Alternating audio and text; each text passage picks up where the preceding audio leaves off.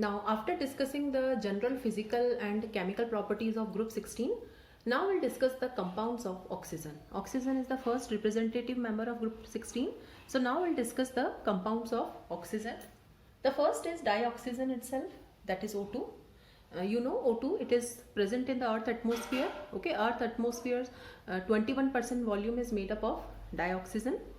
But in laboratory, how to prepare this O2 gas? It can be prepared either by heating any oxygen containing salt. This is potassium chlorate. We have so many salts which contain oxygen, that is potassium permanganate, potassium chlorate is also there. So this salt is heated, it will give you KCl plus O2. The second is by heating the metal oxides. Okay, so if you heat the metal oxides, they will liberate the oxygen gas. The third method is from hydrogen peroxide. Okay, so hydrogen peroxide is H2O2. It is when heated will give you H2O plus O2. These are the laboratory methods, but on large scale or commercial level, industrial scale, the first method is by liquefaction or fractional distillation of air. And this method we learned in the preparation of dinitrogen also. Okay, so air contain all the gases. So what is done? The air is liquefied. So when the air is liquefied, all the components are also liquefied. Then the fractional distillation is done. The second is by electrolysis of water. Now electrolysis means current is passed through water. Okay, so what will happen? We know electrolysis, we take a container, in that we'll put water. Now since pure water is bad conductor of electricity, so for electrolysis we have to add few drops of acid or base. Then what will happen? Water will dissociate into H plus and OH minus. So at cathode hydrogen gas will be liberated and at anode oxygen gas will be liberated. So this is all about the preparation of dioxygen. Now let's discuss the properties of dioxygen. It is a colorless, odorless gas, okay, and it is responsible for life on this earth. We require this oxygen for our life. It is also water soluble, and it is water soluble to that much extent so as to support the aquatic life. Means it is not very highly soluble in water, okay. There are 3 stable isotopes of oxygen, 16, 17 and 18. Of these, this is the normal oxygen. Now the fourth point is very important. The molecular oxygen is paramagnetic despite having even number of electrons. Now O2, now oxygen has 8 electrons, okay, atomic number of oxygen is 8. So O2 means the total number of electrons will be 16 now. So O2 is having even number of electrons, but then also it is paramagnetic. Then how these unpaired, because paramagnetic means unpaired electrons are there. Then from where the unpaired electrons come? If 16 electrons are there, definitely they will be paired only. So this is paramagnetic despite having even number of electrons. The reason is, if we draw the MO diagram of O2 that we have done in 11th class, there will be 2 unpaired electrons in the antibonding pi orbitals. Okay, so since 2 unpaired electrons are there in antibonding pi orbitals, O2 is paramagnetic. It reacts with all the metals and non-metals except some noble metals like gold and platinum and some noble gases. Its reactions are exothermic, we all know. Okay, the reaction with oxygen is known as combustion reaction. Okay, its reactions are exothermic, but some external initiation is required in the beginning. They are spontaneous. So what happens? Some external or initial initiation is required. Afterwards, the reaction will go on spontaneously. So these are the properties of oxygen. Now these are the reactions of dioxygen with metals, non-metals and some compounds. So you can see metals combine with oxygen to form oxides. The non-metals also combine to form oxides. Now this is the compound. Methane burns in the presence of oxygen to form carbon dioxide and water. This is combustion reaction. And this is catalytic oxidation. Okay. So these are the reactions of dioxygen with metals, non-metals and compounds. Now what are the uses? We all know it is required for normal respiration and combustion. In oxyacetylene flame for welding, you must have seen the person who welds the iron, okay, that welding flame is blue in color. So that is having a mixture of oxygen and acetylene. Acetylene is ethine. Okay, so oxyacetylene mixture is used for welding purpose, because what happens when acetylene reacts with oxygen, when acetylene is burnt in the presence of oxygen, a very large amount of energy is released, and that energy we can use for welding of iron. In oxygen cylinders for artificial respiration, in hospitals the oxygen cylinders are used. The mountain climbers take oxygen cylinders along with them, okay? And liquid oxygen is used as a rocket fuel. So this is all about the first compound, that is dioxygen. Now the next is oxide. Okay, now what are oxides? Oxides are basically the compounds of oxygen with another element. Okay, so these are binary compounds of oxygen with another element. Now that element can be metal or non-metal. Now oxides are of two types, simple and mixed. Now first we'll discuss simple oxides. Simple oxides are of three types depending upon their nature. Okay, so acidic, basic and amphoteric. Acidic oxides are those which are the oxides of non-metals. Now these are acidic in nature, carbon dioxide, sulfur dioxide, NO2, etc. Now what is the meaning of acidic oxide? Suppose when carbon dioxide is dissolved in water, it will give you an acid. Okay, so since the oxide after dissolution in water gives an acid, the nature of oxide is acidic. Likewise, we have basic oxides. Now basic oxides are the oxides of metals.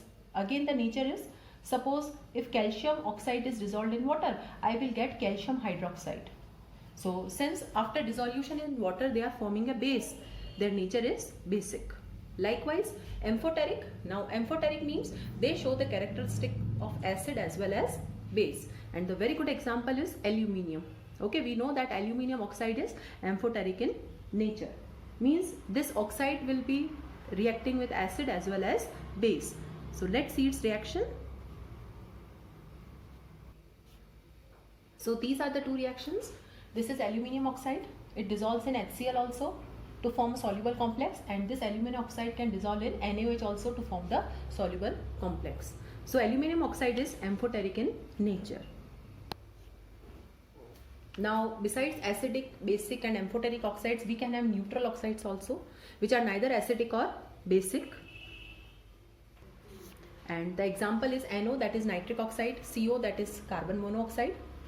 Now the next is mixed oxides. Mixed oxides are those in which the metal exists in two oxidation states. For example, we have Fe3O4, Pb3O4. Now in Fe3O4, it exists as FeO.Fe2O3. So in FeO the oxidation state is +2 and in Fe2O3 the oxidation state is +3. So this was all about the oxides of elements. The next is ozone. Ozone is O3 and it is an allotropic form of oxygen. Ozone is found at a height of 20 kilometers from the Earth's surface, and it forms a layer which protects our Earth from harmful UV radiations. We know it is famous by the name blue blanket around Earth. Okay. Now what happens actually in the atmosphere? So this ozone is prepared from oxygen only. So oxygen in the presence of sunlight changes to ozone. So this process is the natural process. Okay, so this is how your ozone is prepared. And if I want to prepare ozone, what is done? By passing silent electric discharge through a stream of oxygen. So this is oxygen, silent electric current is passed, so it changes to ozone. 10% conversion occurs and the product that we are getting is known as ozonized oxygen. Okay, now why we are using silent electric discharge? Because when oxygen is converted to ozone, we require energy. Okay, so this is endothermic process. But the reverse process, that is ozone to oxygen, is exothermic. So that will be spontaneous. Okay, so if silent electric discharge is not used, what will happen? Whatever ozone we are getting, that will be spontaneously decomposed to oxygen. So in order to prevent that decomposition, we use a silent electric discharge. Now the properties, it is a pale blue gas, and when it is changed to liquid it becomes dark blue, and when it is changed to solid it becomes violet black. It has a characteristic smell, and in small concentration it is harmless, but when the concentration is more than 100 ppm, breathing becomes uncomfortable. It can cause headache, nausea, vomiting and all. Okay, so this ozone is not very comfortable for us. Okay, it is thermodynamically unstable with respect to oxygen. Now this point is very, very important, because how ozone is formed? Ozone is prepared from oxygen only. So oxygen is changed to ozone by absorbing energy. That process is endothermic. But the back decomposition, that is ozone changing to oxygen, for this delta H is negative. So this is exothermic reaction. So it is thermodynamically spontaneous reaction. Okay, so in nature the equilibrium is there. So in the nature, oxygen changes to ozone by absorbing UV light, and again the ozone changes to oxygen. So in the nature the equilibrium is there. Okay, and now that equilibrium is disturbed by use of chlorofluorocarbons and all. That's why the concentration of ozone is decreasing. That is known as ozone hole. Okay, so in nature the equilibrium is there. So the ozone spontaneously changes to oxygen by releasing energy. That's why the high concentrations of ozone can be explosive. And what will happen now? In nature, this oxygen formed will again change to ozone by absorbing the UV light. Okay, but suppose if I want to store ozone in a container, the ozone will spontaneously decompose to oxygen by releasing large amount of energy, and that can be explosive. Now it is a powerful oxidizing agent. Now see this reaction carefully. Ozone decomposes to oxygen by liberating a single oxygen atom, that is known as nascent oxygen. Now what is the meaning of nascent? Nascent means newly born. Newly born means this oxygen atom is coming from this molecule. Okay, so in any reaction where we want to add oxygen, what we can do? We can add ozone. So immediately from that ozone the oxygen will be liberated, and this nascent oxygen can be used for the oxidizing action. Suppose we have lead sulfide. Okay, now lead sulfide, when it is treated with ozone, it changes to lead sulfate. Okay, and oxygen is liberated, and this reaction, that is I minus, iodide ions are changed to I2, and this reaction we can use for quantitative estimation of ozone also. So this Ki, suppose when ozone is treated with Ki solution, so Ki solution will give you I minus ion buffered with borate buffer. Okay, now buffer means the pH is kept constant. So in this reaction I require a pH of 9.2. So I will add a borate buffer. What will happen? I2 is liberated, and this I2 is titrated against a standard solution of sodium thiosulfate, that is known as hypo solution. Hypo is another name for sodium thiosulfate. So what is done? How much iodine is liberated, that is determined from the quantity of sodium thiosulfate, and from the quantity of iodine liberated we can find out that how much ozone has been used in the reaction. This is quantitative estimation of ozone. Now next is the structure of ozone.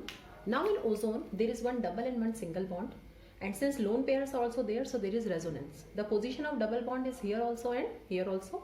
So we can draw the resonance hybrid like this, and because of resonance the two oxygen-oxygen bond lengths are equal. Okay, so ozone shows the phenomenon of resonance. Now the next is ozone depletion. We all know about ozone hole. So what are the main factors which are causing the depletion of ozone layer? The first is use of CFCs. What are CFCs? Chlorofluorocarbons, which are used in aerosol sprays and refrigerants.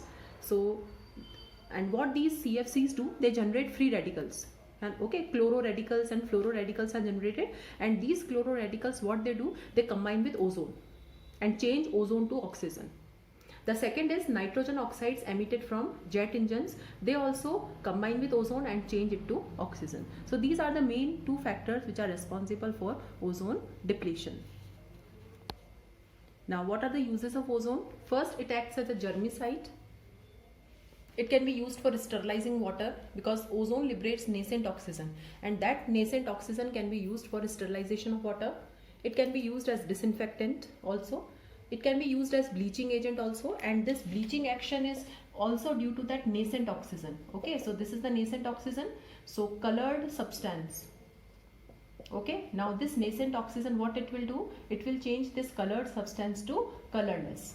So the bleaching action is also due to the release of nascent oxygen, and oxidizing agent is all, oxidizing agent means the oxidizing character is also due to the presence of release of nascent oxygen. So this was all about the compounds of oxygen.